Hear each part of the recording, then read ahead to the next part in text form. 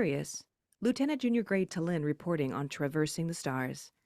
This is Gabrielle Ruiz from Star Trek Lower Decks. Enjoy this episode and keep listening. Hi, Miss Rui. Thank you so much for coming to the Versus Stars podcast. So excited to be here, unlike my character Tillin. So I always have to start with a question of inspiration. So what inspired your love for acting and who your earliest influences? Earliest influences. What a great question. If people don't, I don't know if people know this yet, but I am first and foremost OG dancer. Like I was the ballet studio kid, and then I went to school for dance. I majored in dance performance. So Joe Rowan, for sure, my artistic director of my school, she was super big on the quote, what we do is show business, not show begging. And that just stuck with me forever. It made complete sense. I was like, absolutely. Let's make some business out of this. We love what we do, but Right, I got you. another influence who's also a dancer from the dance world, Priscilla Lopez. She's a triple threat, like singer, actor, dancer. But she was the original. This is like for all my music theater heads out there. You will know what I'm saying when I say this. She was the original Deanna Morales in A Chorus Line. Ooh, okay. I'm And familiar with it. familiar with that. And I think I saw that show when I was 12. My dad took me to like 45 minutes away from our hometown to go see the show. And she was the only Latina on stage. And that just resonated, of course, obviously. And I memorized her songs over and over. And then I was able to perform the show, like one of my first big moments of my career out of college. And then I was able to then, let's kick it up again, work with Priscilla Lopez in Oh, the Heights in wow. my Broadway debut. Congratulations. Nice Yeah. to have Oh dreams come man. true, huh? Talk about inspo. And then I got to work with her and I got to like not geek out. And then I then geeked out because once we were friends, I was like, just so you know, you're my hero. Oh, that's awesome. What did she have a good response, or was she like, okay? I was hoping you didn't ask. Because before I booked in the Heights, I was, a thespian, just moved to New York, wanted to do the Broadway dream. And I went and saw the show when it was in previews. It hadn't opened yet. And I remember waiting at the stage door and I went right up to her and I was like, Priscilla Lopez, hi, I'm going to be you on the national tour. And she looked at me like, what? And I just said, it's like, back it up, Gabrielle, back it up, back pedal. And I like gave her a terrible long story how I just booked the national tour of A Chorus Line, Deanna Morales, her character, and it just got worse and worse and worse. I even had like my business card, Jeff, in my back pocket, ready to give it to her. Oh man. I did. I spoiler, I didn't give it to her. And so then maybe 2 years later, I was in the show with her in it and I became first friends with her. I did it right. I was like, "Be cool, Gabrielle." And then I told her that story, which of course she didn't remember. And then Thank God. yes. And so I was like, "But you are my hero for the record." And she was cool about it. She even cat sat for me once. Oh my God. That's So a it connection turned right out there. okay. That's awesome. That's funny. Like I said, and I do get that. It's kind of while I do these interviews, I still go to conventions to get autographs from the same people. Yeah. And the amount of times I flubbered over what I said to them a few times, they look at me like, did I? Are you sure I talked to you? I'm like, yeah, you did. Or someone I'm trying to like talk to, I have done the business card thing. I've got Uh-huh. that faces like, no, not interested. Thank you so much. I'm just like, okay, walking away. And you're just like, I might have another chance to do that, or maybe I ruined it forever. But it's worth it when you have a second chance. First interest in doing dancing. When did you realize that you wanted to do a double threat and go into acting as well? And did you try become a singer beyond Broadway as well? Um, well, the singer part came second for sure. I was a Texas like all-state choir kid, so I was definitely a singing nerd in high school. And I didn't know I could do it together until college. College gave me the exposure that musical theater was actually like a thing. This was like before YouTube, okay? Like there was an exposure like there is now where you can see, variations of what you aspire to be, Mm. over and over and over and over and over and they just move on if you don't want to do that. No, I just was like I just want to dance. I have no idea. And so I figured out musical theater was a thing in college and I realized that I could I was like, wait a minute, I actually am trained in singing. So I did that in the summers. I was doing like a paid job every summer. They call that summer stock. And I was singing and dancing all summer long, having a heyday. We did like 5 shows in 10 weeks, turned it over super fast. And I got a paycheck. I was like sold. My soul was sold. But then acting didn't really come around, and like, training wise, like I got away with it through In the Heights on Broadway.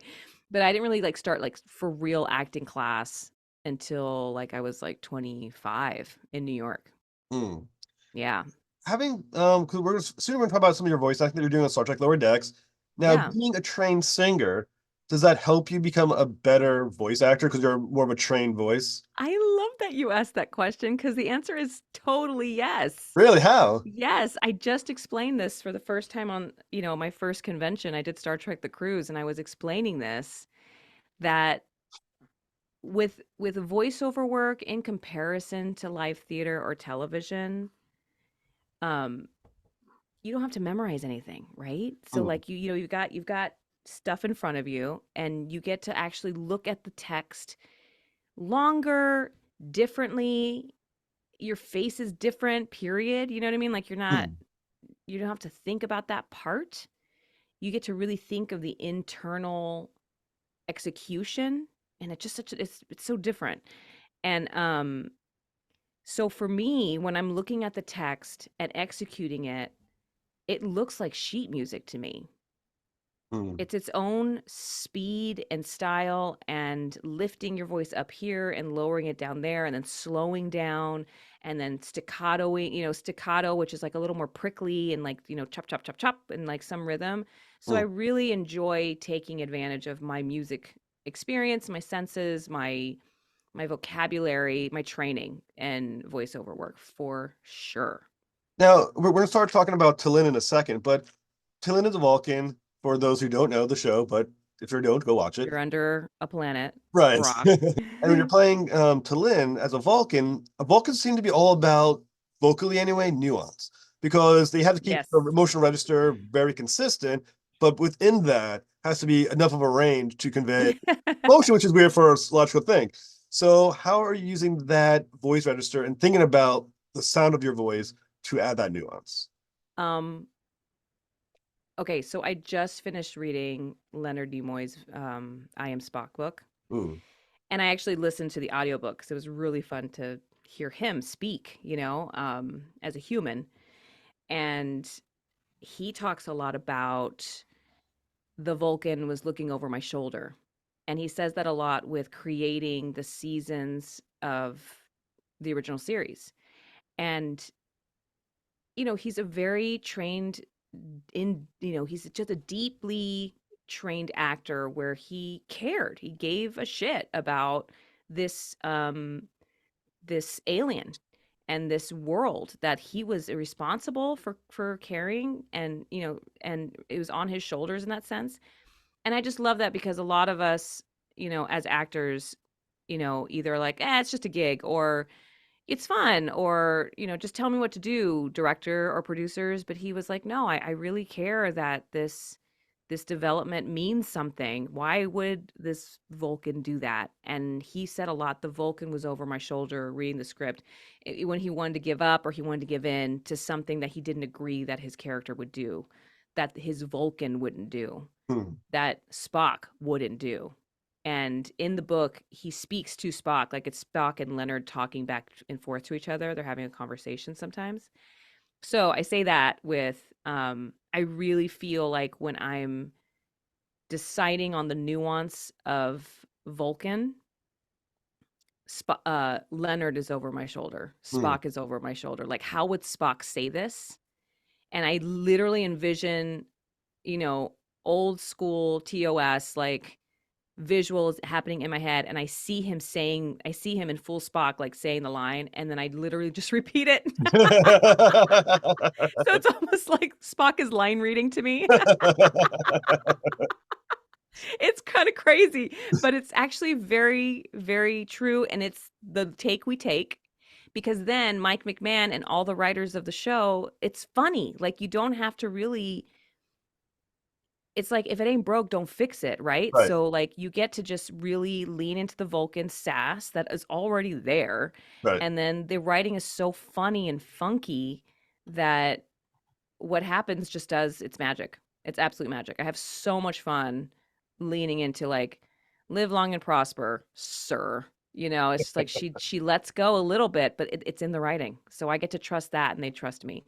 Well, I mean, not only do you get to be in Star Trek, but you do have the iconic alien. I mean, no, you Oh, got Spock, you got Sarek, Savick, Tuvok. I mean, you kind of walk oh, pretty big shoes.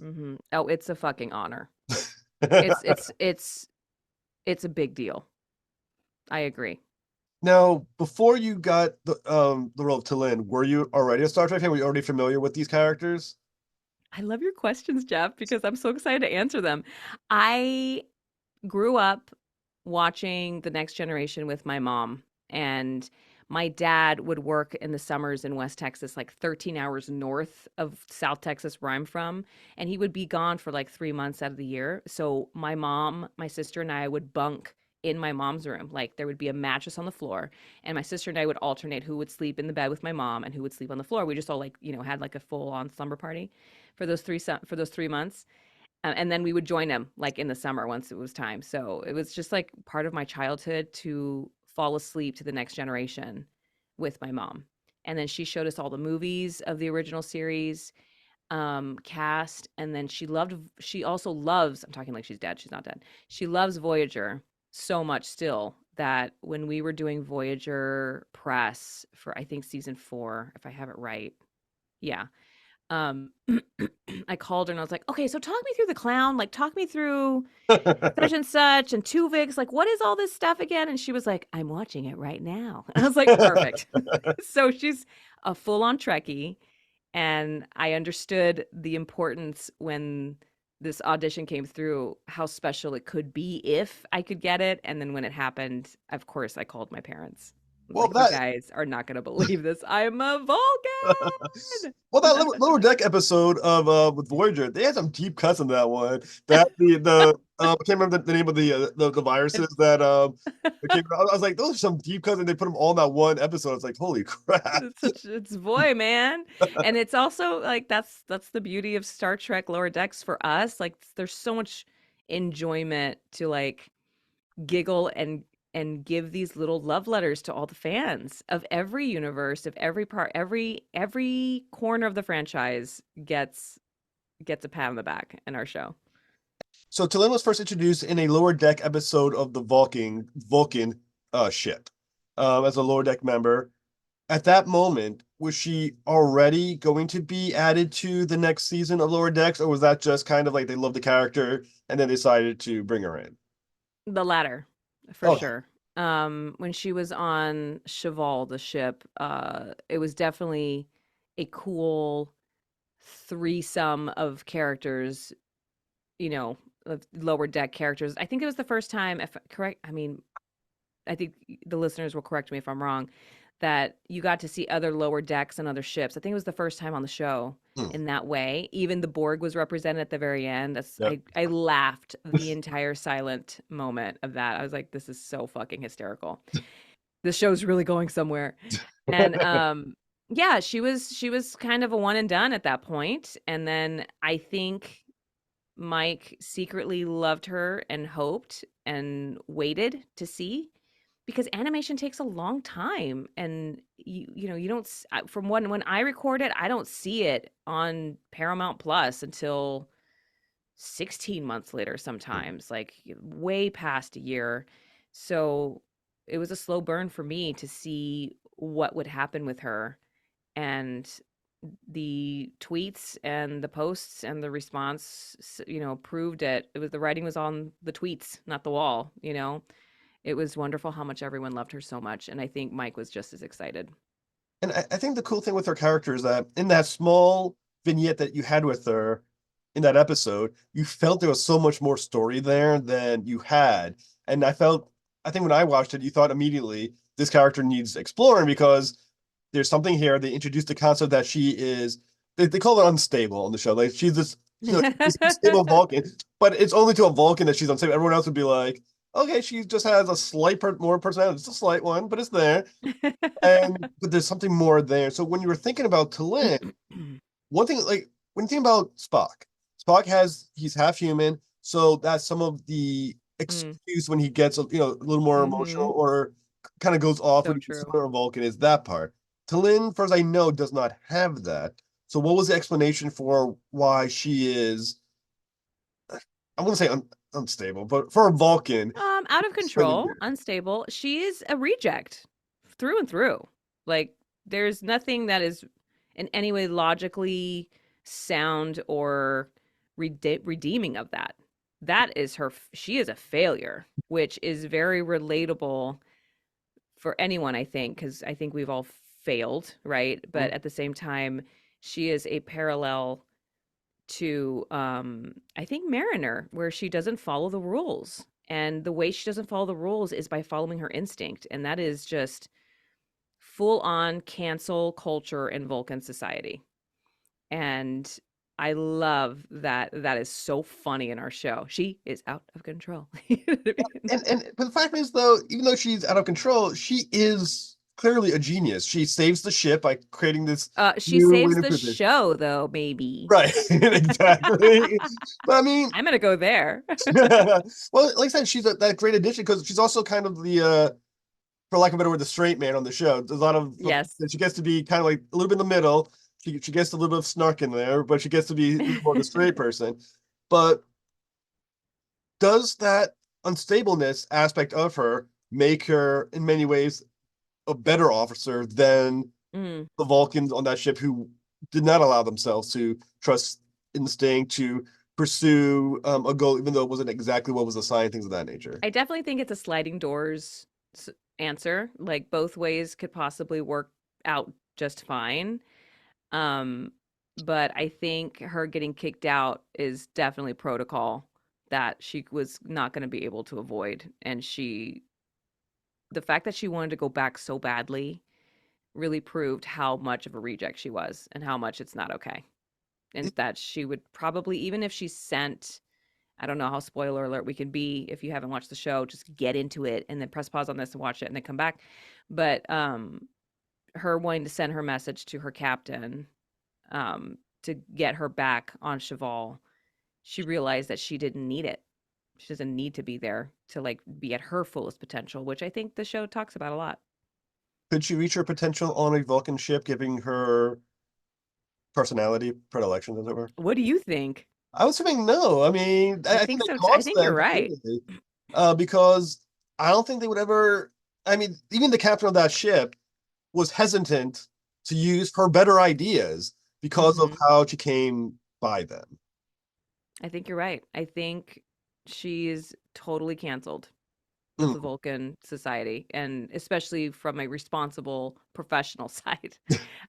She just does not mesh well, and she was discounted and punished. She was Mm. punished by joining Starfleet, and she realized that she could thrive and be herself, and also support others and teach others and be a science bestie. That is a vocabulary she would never experienced I mean, is it on almost sort of Cheval. is it almost sort of like an abused person who still wants to come back to the abuser, as it were, because she You wanted to mean, come back. yeah, it's talked about this about like New York. It's Stockholm syndrome. Yeah. I was They like, it felt literally. like when I left New York, I was like, I have Stockholm syndrome. I'm so used to suffering all the time and being so tired and hungry. Go ahead. Sorry.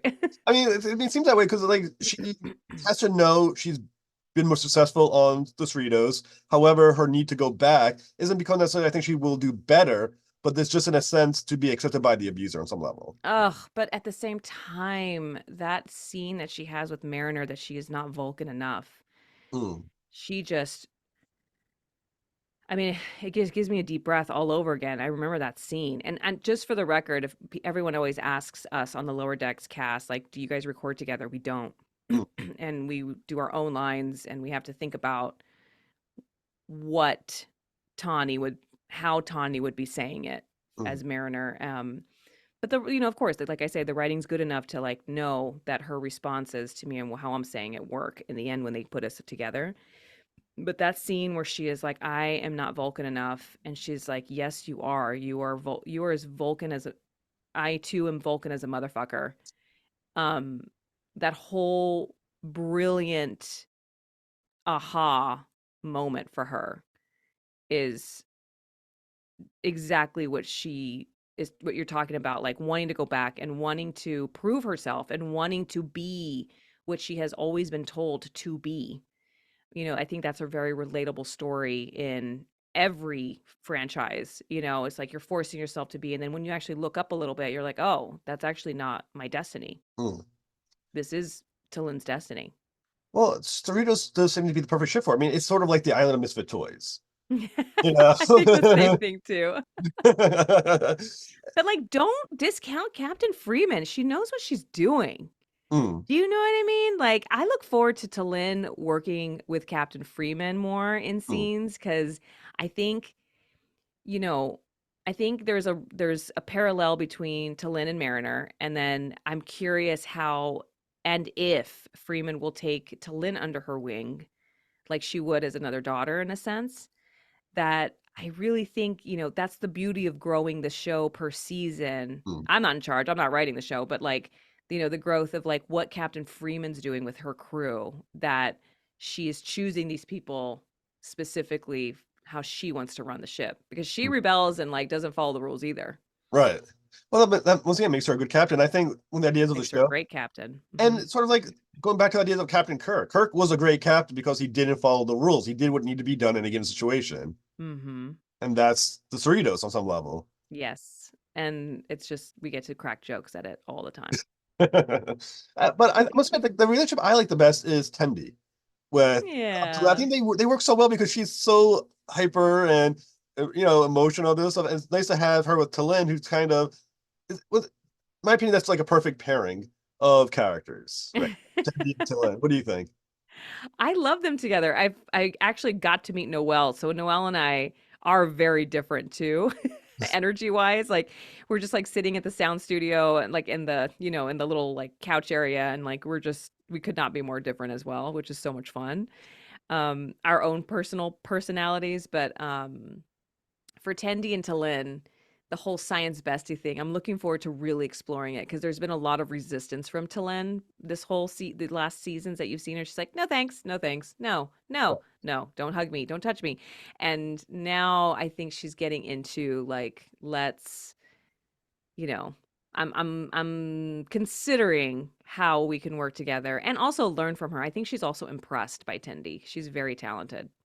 Now, when you're thinking about that, do you think she literally does not want those things, or do you think she feels because she's a Vulcan, she's not supposed to want those things?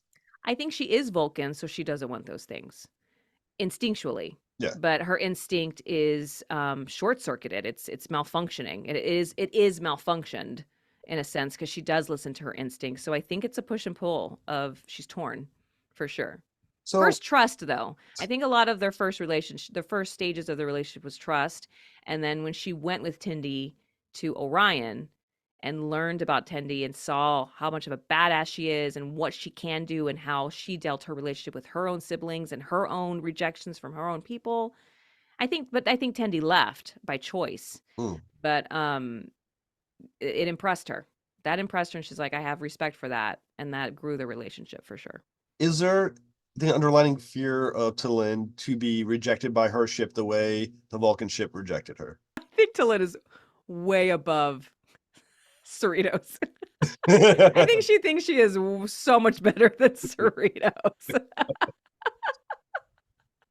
I think she's like, you guys are just like a ham and cheese sandwich. Like, and it's like not even like room temperature water, but it's like room temperature water in a styrofoam cup. Like, not even like a red cup, a styrofoam cup. Just like, this is so easy. So, no, I don't think she's worried. So when we think about Tallinn, the one thing I think that is lacking for Tallinn is a backstory for her. Did, Mm, like, was any discussion of what that was? Do you have a head canon for what that is? I plead the fifth. Oh, come on, you gotta share now. Now you know it's I signed an NDA. Oh, really? No, I didn't. No, I didn't. No, I Okay. didn't. But at the same time, I'm not telling you. I agree. I think she should have a backstory. I think the audience and the fans are ready for it. I would love to explore her family too. Now, that's what you said that when you're saying she should have a backstory. In other words, on the show or at all, because it sounds like there is a backstory that was discussed. I played the fifth. You will get nothing out of me. I kind of feel like now there's going to be like one of those the novels that come out like that tied to the series was like winning the uncensored backstory. I mean, I totally encourage everyone to go flying on Reddit. Let me know. Let me know what you guys think. Let the Reddit fly. Well, I mean, it feels like Engage. I mean, as a Star Trek person, you know you're going to get comic books. You know you're going to get eventually be an I actor. know. I mean, are you ready for all that? I am. I am. I am. Oh my God, I'm such a fan of the show. I'm a fan of the fans.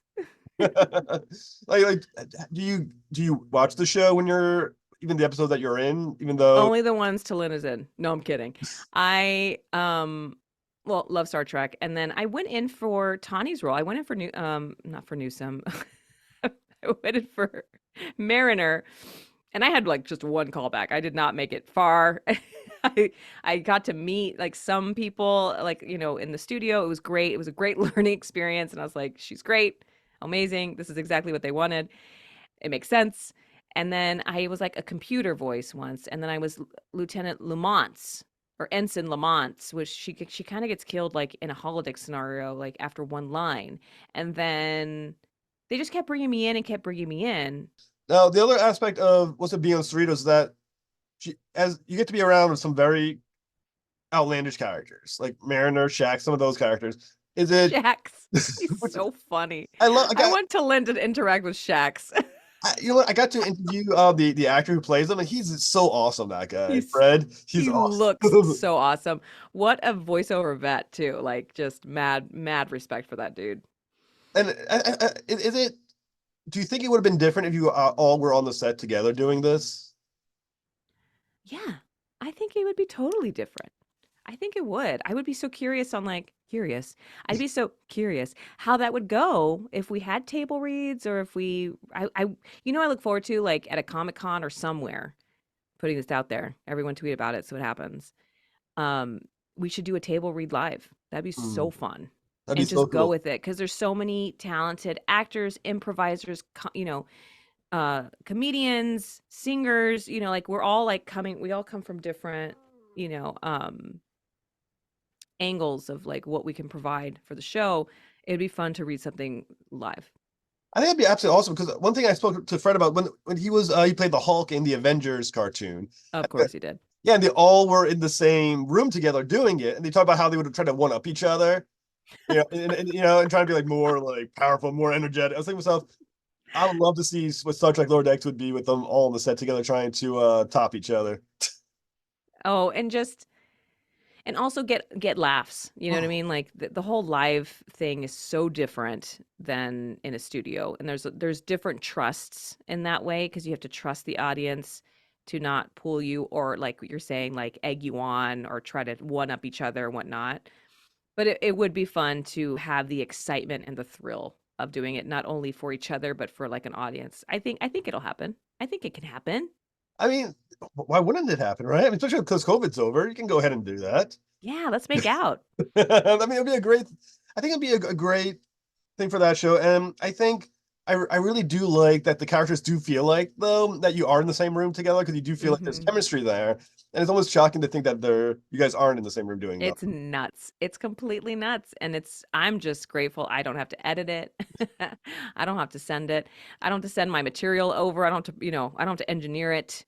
And I don't meet the director that you see on the credits. I don't. I work with the producers to offer three variations of the same line. And then I feel like I would assume that, the director gets all of everyone's variations and then that person gets to weave and cut and paste it together. That's a pretty cool job. Do you have the ability to ad lib during the scenes, or because it's animation, you're pretty much stuck with? So I'm moving my dog out of the way. I think it's because, well, first of all, hi puppy. Supposed to be on the show. I was gonna make a breastfeeding joke, but I'm not going to because my daughter's on my lap breastfeeding. Um, um, do we get to improv or do I improv? I took improv 101 and 201 at UCB and then I was done. Like I was like, I'm sweating, I'm nervous, this is painful. Please don't make me do this unless I really have to. And but mad respect. That's why I took the class. And Tawny and Eugene know each other from a from improv and whatnot. And we were just on a ship together on Star Trek: The Cruise, and they offered improv classes. And not, no, they're not classes. I take that back. That's not what they offered. I swear, they offered improv shows. They were not giving class. Those are That'd be different. that would just be so funny. I'm just imagining it. Would just want to make me laugh. And I was even like on Crazy Ex-Girlfriend, the show that I did. Rachel would be like, "Okay, do you want to do like a fun run?" And I'd be like, "No." And luckily, I get the roles that it's my niche. It's the straight man. It's the cool one. It's the, the even keel that lets everyone else like bounce around and get the simple crashes, in my opinion. So Tillin's the same in that way, that she doesn't really need to do more than is what's written. I don't think that makes me sound like a lazy actor, but I think it's more like it's so straightforward that that's what's needed as a foundation for everyone else to lift off of. That's the team player that I love to be in a scene. And then, there's like it has to also be correct because Hmm. the vocabulary is specific. And even if I would try to improvise, like I have to literally like study Vulcan for another 1 million hours to maybe possibly improvise like a Vulcan. And just stay tuned. Maybe in season 25, I'll get it right. Now, I find like a lot of the episodes with Vulcans on like different shows, there's only that one episode where they get to lose their, let loose of their emotions for whatever Yeah. reason, and they go kind of Something goes off the crazy. rafter. Yeah. Yeah, are you waiting for that for Tillin? Does she need a go crazy episode? I think that's a great idea. Yes. I mean, she kind of had in her intro, if you think about it, if she, Hmm. especially on Cheval, she definitely lost control. So depends on who you speak to. She already had it. How about a Cerritos version of losing control? Oh yeah, I think that'd be hilarious. And I think it's going to happen. She definitely, her energy did make everyone else go crazy, and to her in that episode actually, she's like her tablet, she's trying to press send on her tablet, it's not sending, and she just like taps her finger out of frustration. I was like, "Whoa, Talin. Whoa." So, again, it depends on who you talk to. Has she already lost control? I don't know. We'll take a poll. So I assume the episode fifth season episodes are already being recorded. Would I be correct? Yes. So can you give us any hints of what fifth season could look for Tillin? Jeff, you were so patient with me recording this episode because I just had a baby 6 weeks ago. And you were like, no worries. I was like, dude, it's not happening. I think we tried. We tried to get together like in December, Yeah. maybe.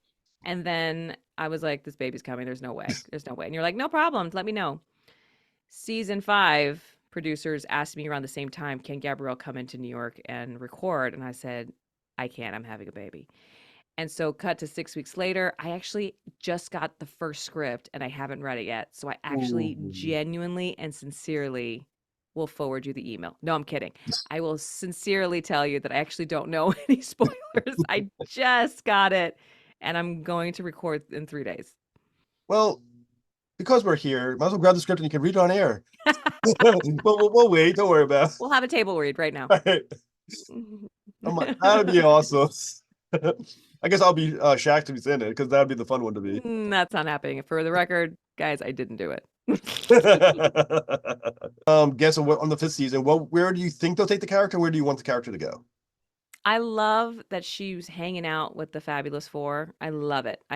From my ego as an actor, it's just like so cool that she's one of the bros. And I am enjoying that Talin gets a lot of time with each of those characters to help them grow. She had that with Boimler. She had Mariner did that with her. It's a slow burn with Tendi, and then Rutherford. Rutherford, yes.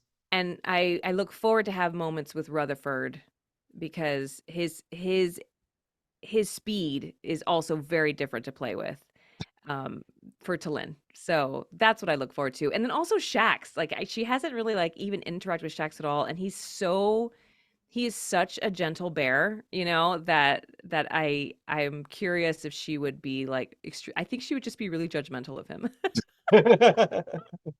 Like, she would try to like tell him how wrong he is the whole time, and he just doesn't give a shit. A lot of people think I'm looking forward to that fifth season, seeing where they can go from here. Because it feels like every year they're pushing it like to like the next extreme, and like, where do they have left to go for a fifth season? Anything can happen in space, Jeff. You know that. But I think what I'm looking forward to, because like I said, Shax had a one-shot comic book. Shax had is actually in the Star Trek comic book right now, ongoing as one of the characters. I think Tallinn needs some more needs some more stories and action figures. I hope. Oh, and action figures, how cool! I hope so. I mean, again, she was not an OG cast member, and the I think her position works really well with what was already done, and I would love to get the backstory for sure. And I would love, again, like I said, I'd love to meet her family. I think that'd be cool. So, how's it been to be part of now the Star Trek family, which is so massive and so embracing, though someone could also potentially be judgmental? How does it feel like to be part of that whole Star Trek fan base? I'm frowning because it's just like I don't want to wake up from this dream. It's just it's such a dream come true. It really, really is. Again, my mom's a Trekkie. We love the shows. We love the characters. It's part of my childhood. It's how I grew up. Like she loves Star Trek. And I get to do that for her. I think Vulcan is such an honor and is such a prestigious species of alien that like the fact that I'm getting it right is such a notch on my belt as an Hmm. actor, and the fact that she's so beloved so quickly is is you crave that as an actor. You crave that as an artist, that your product is being loved. Hmm. And I just literally got off the boat of Star Trek The Cruise, my first convention field, which is why my background is tropical because I Yeah. feel like I'm there in Aruba. But I literally had my first experience on a cruise ship for 7 days, everything and all things Star Trek. So I was already excited because I got to do this. I got to be there as Tallinn, but also I was mostly nervous about meeting the other actors from all the other franchise Hmm. universes or whatever. And everyone could not have been nicer. Like I watched Gates McFadden all my life on my mom's TV, and Brent Spiner and Armin, who plays Quark, like he's a Hmm. Broadway dude, and we got to sit down and just have dinner and talk as not only as Star Trekkies, but like artists. So the whole time I was trying not to geek out on that part and also like be cool, Gabrielle. And my dad kept harping me about like get autographs, get autographs. I'm like, Dad, I need to be friends with these guys. Like, don't like I'm not gonna walk around and with a poster. Like, I can't. Maybe in like the third cruise I'll do that, but it was wonderful. It's just it's wonderful that I got to watch them do the Star Trek thing. You know what I mean? Hmm. And then them do their own artistic thing, and then watch someone walk by as Tallinn. Like I had my first like Tallinn moment, like, oh, she's dressed as me. And it was such a Hmm. big deal. I was like, can I get a picture with you? And she's like, well, we have to wait until we get pictures on the picture day to like do that with you. And I was like, can I get a picture with you? I don't care. I was like, you are the first Tallinn I've seen in person, and I am thrilled. So lightly said, I'm thrilled. So you're gonna join the convention circuit then? I want to, yeah. Absolutely. I am booked for Star Trek Long Island in May, and I got connected with Doug Jones's people that represent him as a personality and like events manager, and it has been going so well so far. Nice. And the fact that Star Trek The Cruise was my first one is probably like a major. I'm probably gonna be so spoiled, like full on hotel on a had a balcony and like just so catered to. But I feel like it's going to be that great at every convention because I'm excited to meet everybody. I'm excited to say thank you for loving the show, and also excited to see how much everyone loves Star Trek because I do love it. As I'm on team nerd side. You know, Mm. it's just like when it comes to like the actors that show up. I mean, talk to me in 50 years. I don't know. But like I'm at the beginning of it and I'm loving it. I'm having my major freshman moment. Like I'm on campus. I'm so excited. I mean, and as someone as a who's a fan who goes to these conventions, I go to the one in Connecticut, Triffic, and I go to Rhode Island, usually sometimes Boston, because I'm an autograph fiend. I have like autographs all over my walls, like I wall love it. autographs. There's so many of them, and it's we So love you and my to. dad would get along very well. I would imagine so. Like I said, I last year I think I got like 7 or 8 autographs. I got with some. I got to meet Mr. Frakes and a bunch of others. It was very cool. Mr. Cool. Arrow. So it was very cool. So we're gonna eventually also have a book of I Am Tillin. It's like I Am Spock, but an I Am Tillin book about your experience. Dare to dream, Jeff. I think I love that you set that's that, you know, that uh goal for me. Absolutely.